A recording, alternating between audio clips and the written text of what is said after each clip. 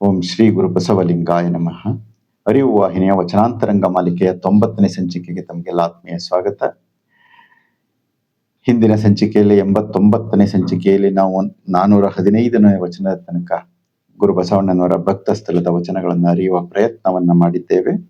ಈ ಸಂಚಿಕೆಯಲ್ಲಿ 416ರಿಂದ 420 ವಚನಗಳ ತನಕ ಅರಿಯುವ ಪ್ರಯತ್ನವನ್ನ ಮಾಡೋಣ.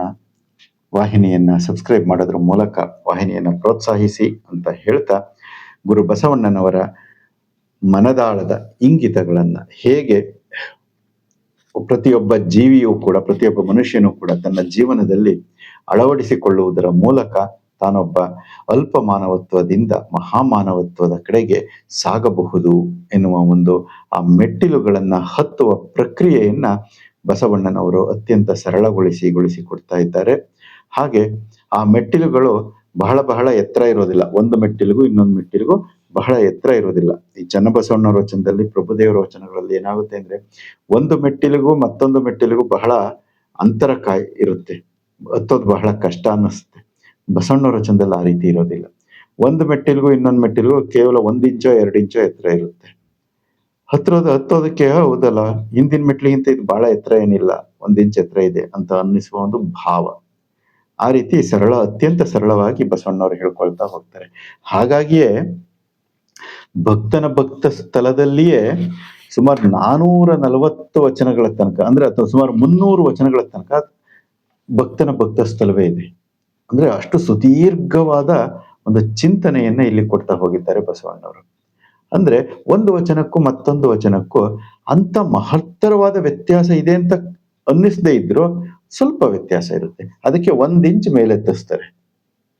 ಒಂದು ಮೆಟ್ಲಿಗೆ 1 ಇಂಚ್ ಎತ್ತರ ಕೊಟ್ಟಿರ್ತಾರೆ.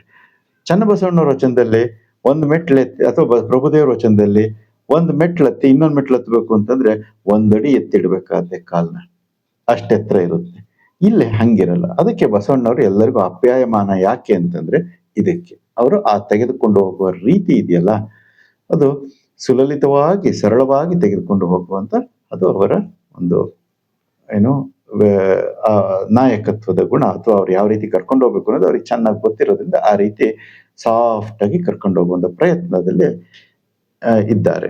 ಹಾಗಾಗಿ ಈಗ 416ನೇ ವಚನ ಈ ರೀತಿಯಾಗಿದೆ. ಸಾಧಕ ಜೀವಿ ಯಾವ ರೀತಿ ತನ್ನ ಜೀವನದಲ್ಲಿ ಮುಂದುವರಿತಾ ಹೋಗಬೇಕು ಅಂತ. ಹಿಡಿವೆಡೆಯನೆ ಕಾಸಿ ಹಿಡಿವ, ಕೈ ಬೆಂದು ಮಿಡುಕನೆ ಮಿಡುಕುವ, ಮರುಳು ಮಾನವನೇ ಬಡವರೆಂದೆನಬೇಡ ಲಾಂಛನದಾರಿಯನು, ಕಡು ಸ್ನೇಹದಿಂದ ಅವರ ಪೂಜೆಯ ಮಾಡುವುದು, ನಿಜ ಒಡಗಿದ ರೂಪು ನಿರ್ವಯಲ ಸ್ಥಾನ, ನಡೆಲಿಂಗ ಜಂಗಮ ಕೂಡಲ ಸಂಗಮ ದೇವ. ಈ ವಚನದಲ್ಲಿ ಏನ್ ಹೇಳ್ತಾರೆ ಅಂದ್ರೆ, ಹಿಡಿವೆಡೆಯನೆ ಕಾಸಿ ಹಿಡಿವ ಅಂತ ಹೇಳ್ತಾರೆ. ಈ ಕುಲುಮೆಯಲ್ಲಿ ಕಬ್ಬಿಣವನ್ನ ಕಾಯಿಸಿ ಬಡಿತಾರೆ. ಹಾಗೆ ಬಡಿಬೇಕಾದ್ರೆ ನಾವು ತಣ್ಣಗಿರುವ ಭಾಗವನ್ನ ಹಿಡಿದುಕೊಂಡು ಸುತ್ತಿಗೆಯಿಂದ ಬಿಸಿಯಾದ ಭಾಗವನ್ನ ಬಡಿಬೇಕು. ಆಗ ಅದಕ್ಕೆ ಒಂದು ರೂಪ ಬರುತ್ತೆ. ಅದೇ ಆ ರೀತಿ ಮಾಡದೆ ಒಬ್ಬ ಮರಳು ಮಾನವ ಅಥವಾ ಕೆಲಸ ಗೊತ್ತಿಲ್ಲದೆ ಇರುವಂತ ಒಬ್ಬ ಹೆಡ್ಡ ಅಂತ ಅಂದ್ಕೊಳ್ಳೋಣ, ಕಾಯಿಸಿರೋ ಭಾಗವನ್ನ ಕೈಯಲ್ಲಿ ಹಿಡ್ಕೊಂಡು ಬಡಿಯಕ್ ಹೋದ್ರೆ ಏನಾಗುತ್ತೆ? ಕೈ ಬೊಬ್ಬೆ ಬರುತ್ತೆ, ಕೈ ಸುಟ್ಟೋಗುತ್ತೆ ಅಲ್ವಾ? ಅದನ್ನು ಬಸವಣ್ಣವ್ರಿಗೆ ಉದಾಹರಣೆ ಕೊಡ್ತಾ ಇದ್ದಾರೆ. ಹಿಡಿವೆಡೆಯನೆ ಕಾಸಿ ಹಿಡಿವ, ಅದನ್ನೇ ಕಾಯಿಸ್ಬಿಟ್ಟು ಹಿಡಿತಾನೆ. ಕೈ ಬೆಂದು ಮಿಡನೆ ಮಿಡುಕುವ, ಅವಾಗ ಕೈ ಬೆಂದೋಗ್ತಾ ಇದೆ, ಮಿಡುಕ್ತಾ ಇದ್ದಾನೆ ಅಂತ ಹೇಳ್ತಾ ಇದ್ದಾರೆ. ಅಂಥ ಮರುಳು ಮಾನವನೇ, ಅಂತ ಹುಚ್ಚು ಮನುಷ್ಯನೇ ಅಂತ ಇಷ್ಟು ಉದಾಹರಣೆಯನ್ನ ಕೊಟ್ಟು ಹೇಳ್ತಾರೆ. ಮುಂದೆ ಬಡವರೆಂದೆನಬೇಡ ಲಾಂಛನದಾರಿಯನು.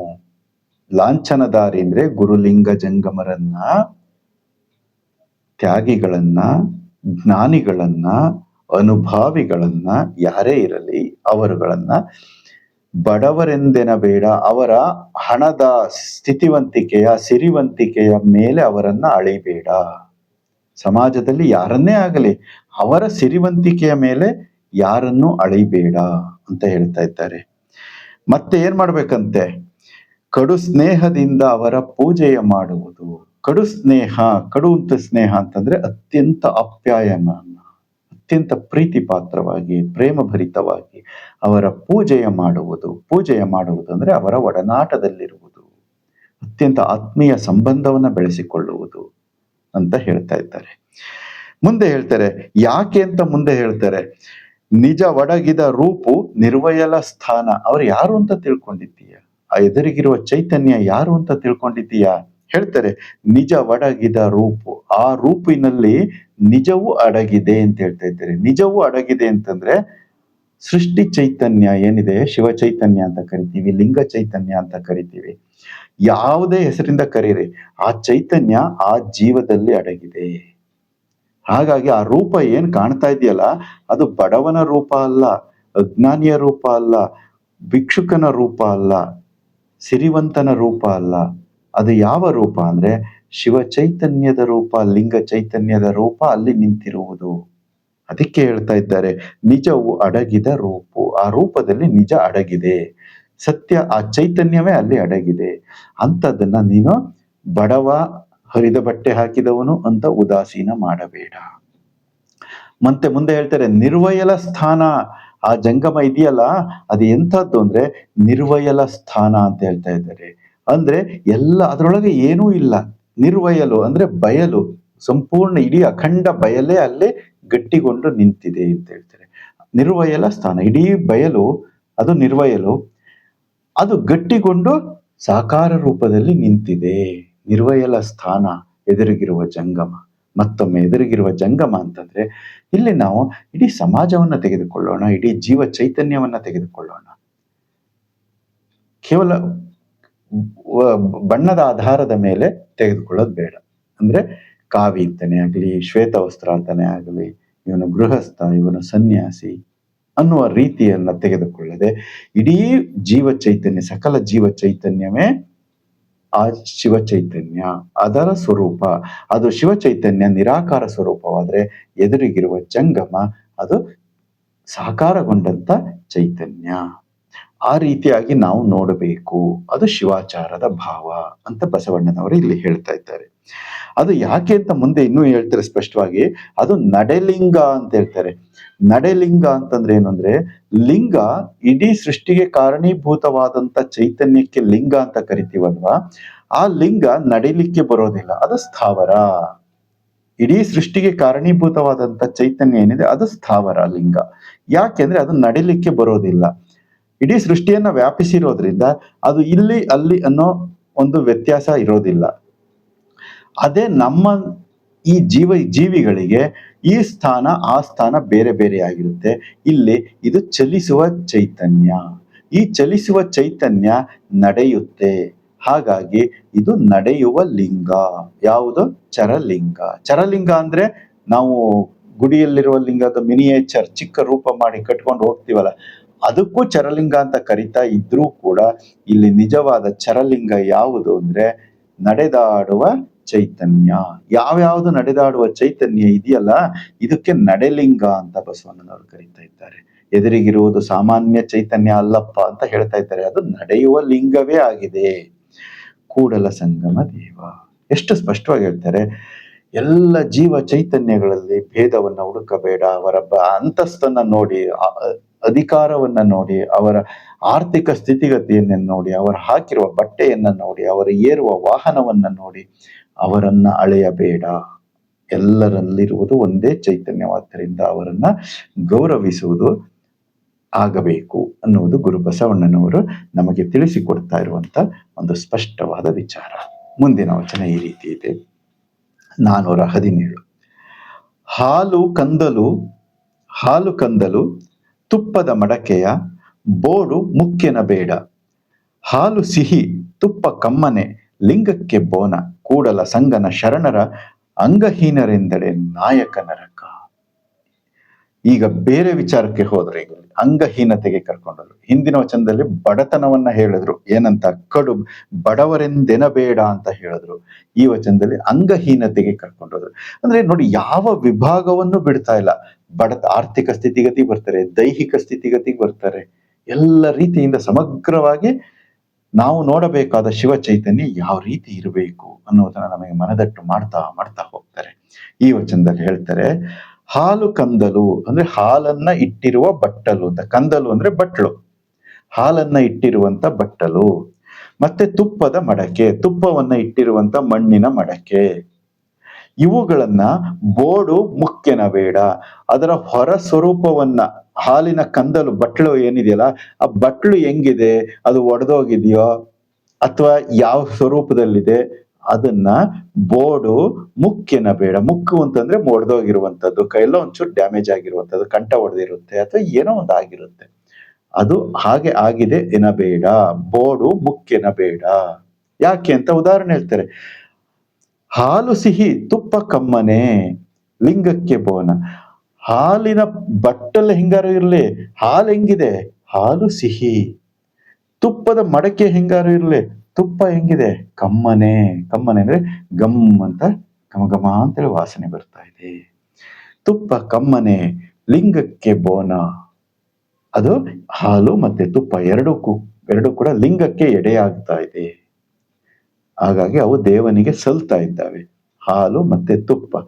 ಅದ್ರ ಹೊರಗಿನ ಇದನ್ನ ನೋಡಿ ಅದು ಬೋರ್ಡಾಗಿದೆ, ಮುಕ್ಕಾಗಿದೆ, ಒಡೆದೋಗಿದೆ ಅಂತ ಯಾಕೆ ಅದಕ್ಕೆ ಬೆಲೆ ಕೊಡ್ತೀಯ, ಗೌರವ ಕೊಡ್ತೀಯ?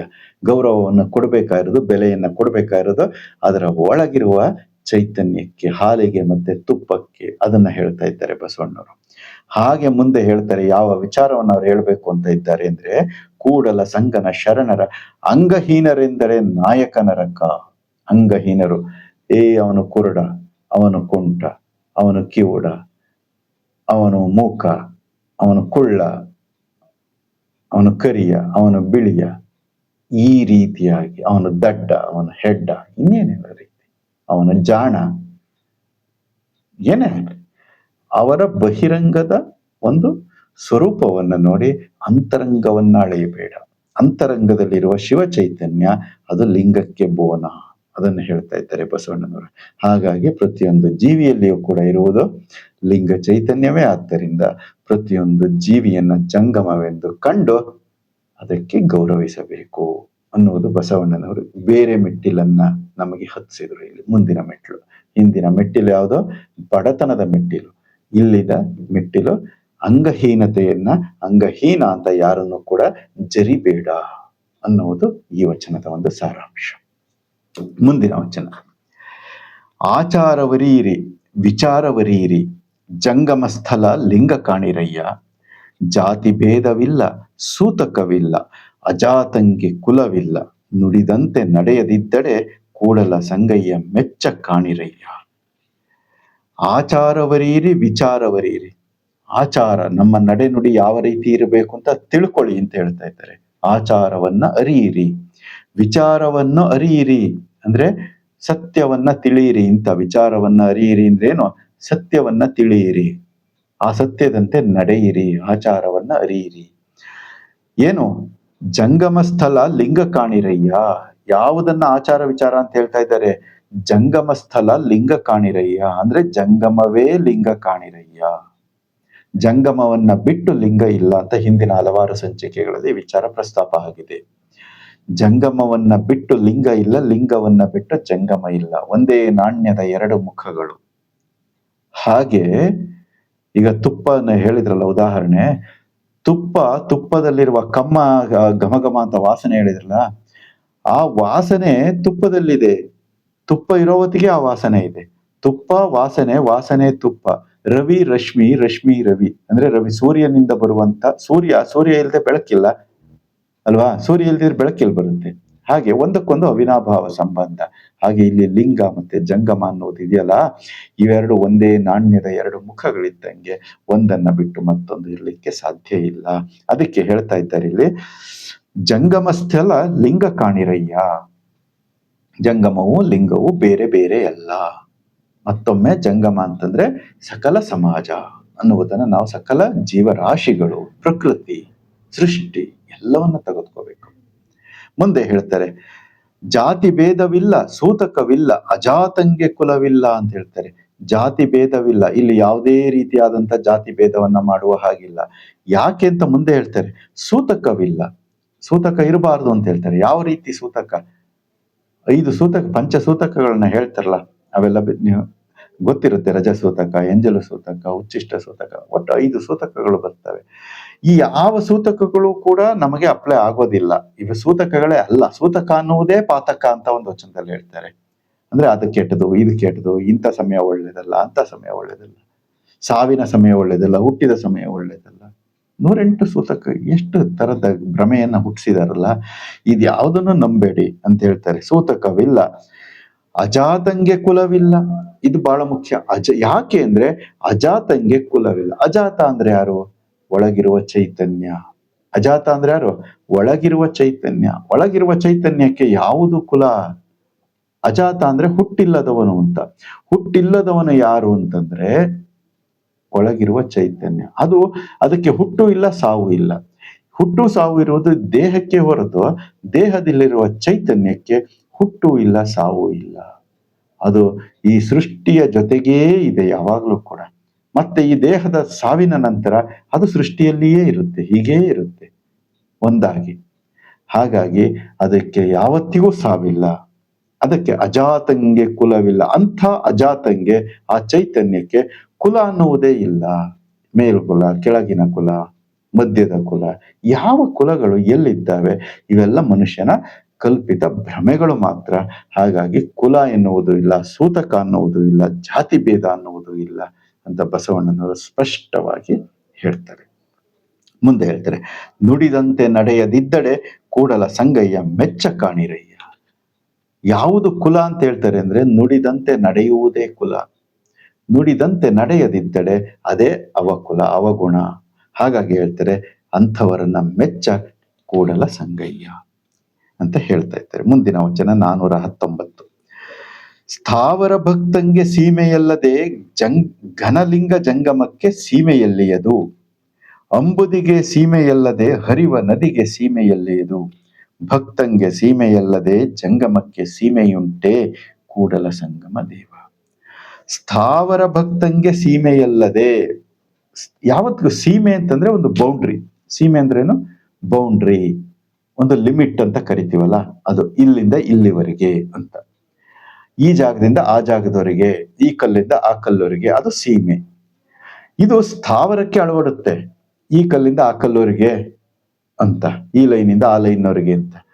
ಆದ್ರೆ ಜಂಗಮಕ್ಕೆ ಅದು ಜಂಗಮ ಅಂದ್ರೆ ಸ್ಥಾವರಕ್ಕೆ ವಿರುದ್ಧವಾದಂಥದ್ದು. ಅಂದ್ರೆ ಸ್ಥಾವರ ಅಂದ್ರೆ ಒಂದೆಡೆ ಇರುವಂತಹದ್ದು, ಜಂಗಮ ಅಂತಂದ್ರೆ ಒಂದೆಡೆ ಇಲ್ಲದಂಥದ್ದು ಅಥವಾ ಎಲ್ಲೆಡೆಯಲ್ಲಿ ಇರುವಂತಹದ್ದು. ಜಂಗಮ ಅಂದ್ರೆ ಎಲ್ಲಾ ಕಡೆಯಲ್ಲೂ ಇರುವಂತಹದ್ದು. ಒಂದು ಕಡೆ ಇರುವಂತಹದ್ದಕ್ಕೆ ನಾವು ಒಂದು ಬೌಂಡ್ರಿ ಅಂತ ಹೇಳ್ಬೋದು, ಎಲ್ಲಾ ಕಡೆ ಇರುವಂತಹದ್ದಕ್ಕೆ ಬೌಂಡ್ರಿ ಹೇಳಕ್ಕಾಗೋದಿಲ್ಲ. ಯಾಕೆ ಅಂದ್ರೆ ಉದಾಹರಣೆಯನ್ನ ಕೊಡ್ತಾರೆ. ಏನು ಆ ಉದಾಹರಣೆ? ಈ ರೀತಿಯಾಗಿದೆ.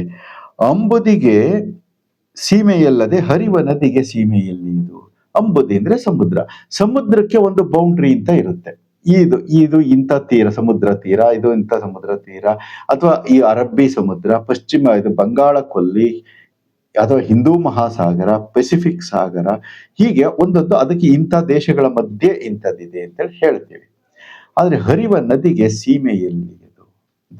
ನದಿ ಯಾಕೆ ಇದಕ್ಕೆ ಸೀಮೆ ಇಲ್ಲ ಅಂತಂದ್ರೆ, ಹಾಗಾದ್ರೆ ಅದು ಇಲ್ಲಿಂದ ಈ ಪ್ರದೇಶದಿಂದ ಹುಟ್ಟಿ ಸಮುದ್ರದವರೆಗೆ ಹರ್ಕೊಂಡು ಹೋಗುತ್ತೆ, ಇದಕ್ಕೂ ಒಂದು ಸೀಮೆ ಇದೆಯಲ್ಲ ಅಂತ ಪ್ರಶ್ನೆನೂ ಬರುತ್ತೆ, ಇಲ್ಲ ಅಂತ ಅಲ್ಲ. ಆದ್ರೆ ಅಲ್ಲಿ ಏನಾಗ್ತಾ ಇದೆ ಅಂದ್ರೆ, ನದಿಗೆ ಹೆಸರಿದೆ, ನದಿ ಈ ಪಾತ್ರದಿಂದ ಹುಟ್ಟಿ ಅಲ್ಲಿವರೆಗೆ ಹರಿದು ಹೋಗ್ತಾ ಇದೆ ನಿಜ. ಆದ್ರೆ ಅದಕ್ಕೆ ಯಾಕೆ ಸೀಮೆ ಇಲ್ಲ ಅಂತ ಹೇಳ್ತಾ ಇದ್ದಾರೆ ಅಂದ್ರೆ, ನದಿ ಅಂತಂದ್ರೆ ಇಲ್ಲಿ ಹರಿಯುವ ನೀರಿಗೆ ಹೇಳಿದ್ದಾರೆ ಹೊರತು ಆ ನದಿ ಆ ದಡಕ್ಕೆ ಹೇಳಿಲ್ಲ. ಹರಿಯುವ ಆ ನೀರಿಗೆ ಹೇಳಿದ್ದಾರೆ.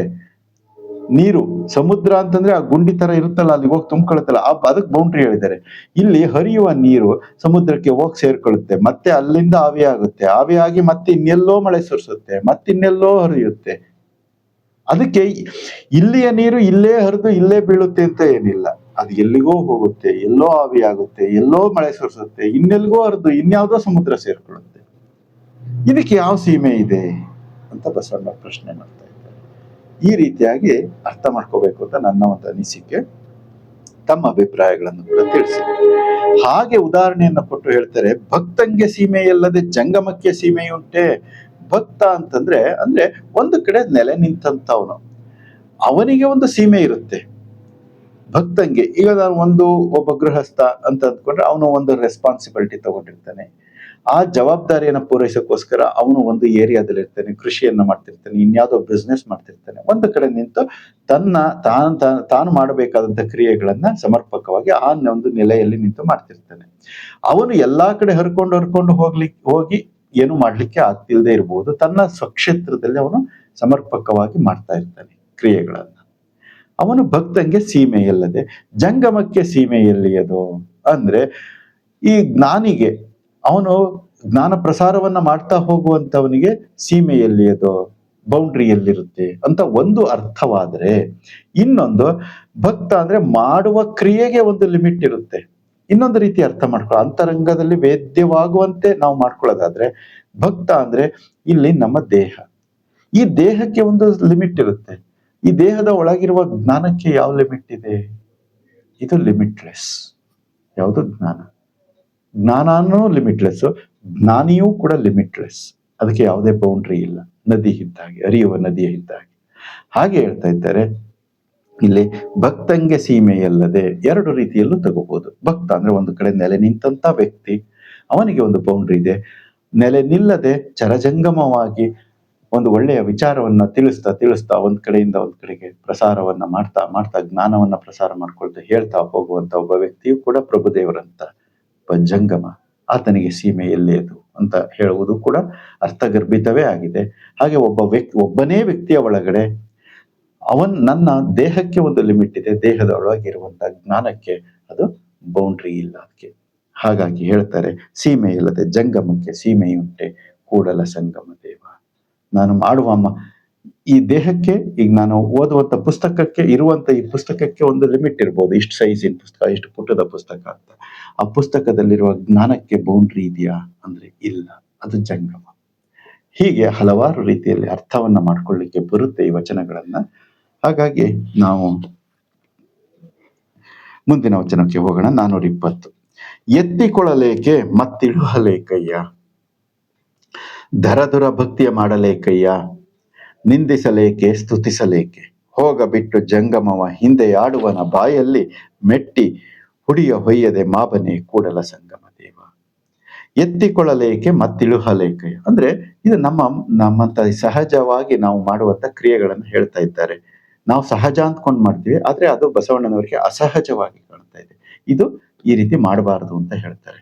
ಯಾಕೆಂದ್ರೆ ಕೆಲವು ಸಮಯದಲ್ಲಿ ಎತ್ಕೊಳ್ಳೋದು ಮತ್ತೆ ಇಳಿಸೋದು ಅಂದ್ರೆ, ಒಬ್ಬ ವ್ಯಕ್ತಿಯನ್ನ ಎತ್ತಿ ಹೊಗಳಿ ಏರ್ಸ್ಬಿಡೋದು ಎದುರಿಗಿದ್ದಾಗ, ಹೋಗ್ತಿದ್ದಂಗೆ ಮತ್ತೆ ಅವನನ್ನ ಜರಿಯಕ್ ಶುರು ಮಾಡೋದು. ಅದನ್ನ ಹೇಳ್ತೀವಿ, ಎತ್ತಿಕೊಳ್ಳಲೇಕೆ ಮತ್ತೆ ಇಳುಹಲೇಕಯ್ಯ. ಒಪ್ಪುಗೊಂಡ ಮೇಲೆ ಸರಿಯಾಗಿ ಒಪ್ಪುಕೋಬೇಕು. ಅವನ ಆಚಾರ ವಿಚಾರಗಳು ಸರಿ ಇದೆಯೋ ಇಲ್ವೋ ಸರಿಯಾದ ರೀತಿ ಅನಲೈಸ್ ಮಾಡಬೇಕು. ಅವನನ್ನ ಒಪ್ಕೋಬೇಕು ಅಥವಾ ತಿರಸ್ಕರಿಸ್ಬೇಕು, ಏನಾದ್ರೂ ಮಾಡಿ. ಆದ್ರೆ ಒಂದ್ಸರಿ ಒಪ್ಕೊಂಡು, ಎದುರಿಗಿದ್ದಾಗ ಒಪ್ಕೊಂಡು ಹೋದ್ಮೇಲೆ ಇಳಿಸೋದು ಅಂದ್ರೆ ಜರಿಯೋದು. ಯಾಕೆ? ದರ ಭಕ್ತಿಯ ಮಾಡಲೇಕಯ್ಯ, ಯಾವುದೋ ರೀತಿಯ ಅಸಂಬದ್ಧವಾದ ಭಕ್ತಿಯ ಮಾಡಲೇಕಯ್ಯ, ನಿಂದಿಸಲೇಕೆ ಸ್ತುತಿಸಲೇಕೆ. ಅದನ್ನ ಮೊದಲನೇ ಸಾಲಿಗೆ ಹೇಳಿದ್ರಲ್ಲ, ನಿಂದಿಸಲೇಕೆ ಸ್ತುತಿಸಲೇಕೆ. ಒಂದ್ಸರಿ ಸ್ತುತಿ ಮಾಡೋದು, ಒಂದ್ಸರಿ ನಿಂದೆ ಮಾಡೋದು. ಹೋಗ ಬಿಟ್ಟು ಜಂಗಮವ ಹಿಂದೆ ಆಡುವನ ಬಾಯಲ್ಲಿ, ಇದ್ರಿಗಿದ್ದಾಗ ಚೆನ್ನಾಗಿ ಮಾತಾಡ್ಬಿಟ್ಟು ಅವನ ಆ ಕಡೆ ಹೋಗ್ತಿದ್ದಾಗೇನೆ ಕೆಟ್ಟದಾಗಿ ಮಾತಾಡೋದು ಆ ವ್ಯಕ್ತಿ ಬಗ್ಗೆ. ಯಾಕೆ ಮಾಡ್ತೀರ ನೋಡಿ? ಈ ವಚನ ಇನ್ನೊಂದು ಆಯಾಮಕ್ಕೆ ನಮ್ಮನ್ನ ಕರ್ಕೊಂಡು ಹೋಗುತ್ತೆ. ಯಾಕೆ ನಾನು ಒಂದೊಂದೇ ಹಿಂಚನ್ನು ಹತ್ತಿಸ್ಕೊಂಡು ಹೋಗ್ತಾರೆ ಬಸವಣ್ಣವರು ಅಂದ್ರೆ, ಈ ರೀತಿಯಾಗಿ ಹಿಂದಿನ ವಚನದಲ್ಲಿ ಹೇಳಿದ್ದು ಇಲ್ಲಿ ಸ್ವಲ್ಪ ಮತ್ತೆ ಬದಲಾವಣೆ ಆಯ್ತು. ಮುಂದೆ ಹೇಳ್ತಾರೆ, ಮೆಟ್ಟಿ ಹುಡಿಯ ಹೊಯ್ಯದೆ ಮಾಬನೆ ಕೂಡಲ. ಹೀಗೆ ಮಾಡಿದರೆ ಮೆಟ್ಟಿ ಹುಡಿಯ ಹೊಯ್ಯದೆ ಮಾಬನೆ ಅಂತೇಳಿ, ನಿನ್ನ ಬಾಯಲ್ಲಿ ಮಣ್ಣು ಬೀಳೋದಿಲ್ವಾ ಅಂತ ಕೇಳ್ತಾ ಇದ್ದಾರೆ ಬಸವಣ್ಣವರು. ಈ ರೀತಿ ಮಾಡಿದ್ರೆ ಇದರಿಗೊಂದು ಹಿಂದ್ಗಡೆ ಒಂದು ಮಾತು, ಈ ರೀತಿ ಆಡಬಾರದು ಅನ್ನೋದು ಬಸವಣ್ಣನವರ ಒಂದು. ಭಕ್ತನಾದಂಥವನು ಸದಾಚಾರ ಸನ್ನಡತೆಯಿಂದ ನಡೆಸ್ಕೊಳ್ಬೇಕು. ಈ ರೀತಿಯ ಒಂದು ಅವಿವೇಕದ ನುಡಿಗಳನ್ನ ನಾವು ಆಡಬಾರದು ಅನ್ನೋದು ಬಸವಣ್ಣನವರ ಒಂದು ಸ್ಪಷ್ಟ ಸಂದೇಶ. ವೀಕ್ಷಿಸಿದ್ದಕ್ಕೆ ಧನ್ಯವಾದಗಳು. ಶರಣಾರ್ಥಿ ವಾಹಿನಿಯನ್ನ ಸಬ್ಸ್ಕ್ರೈಬ್ ಮಾಡೋದನ್ನ ಪ್ರೋತ್ಸಾಹಿಸಿ ಅಂತ ಕೇಳ್ಕೊಳ್ತಾ, ಮತ್ತೆ ಮುಂದಿನ ಸಂಚಿಕೆಯಲ್ಲಿ ಭೇಟಿಯಾಗೋಣ. ಶರಣಾರ್ಥಿ.